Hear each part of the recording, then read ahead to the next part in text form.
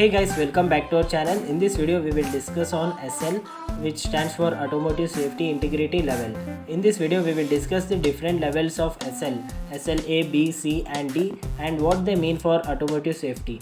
Let's start with SLA. This is the lowest level of safety integrity in the SL classification system.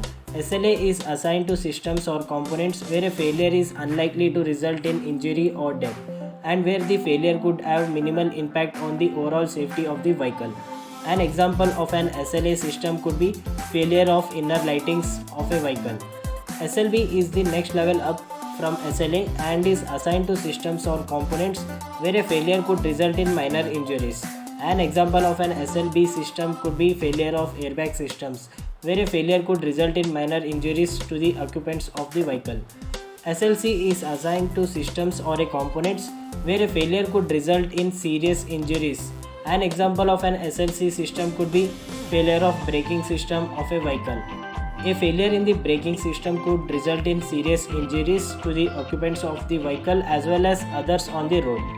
Finally, we have SLD, which is the highest level of safety integrity in the SL classification system.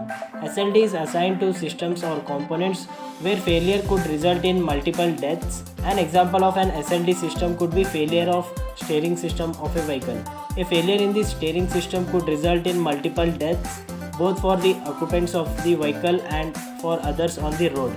In conclusion, SL is an important classification system that is used to ensure the safety of automotive systems and components.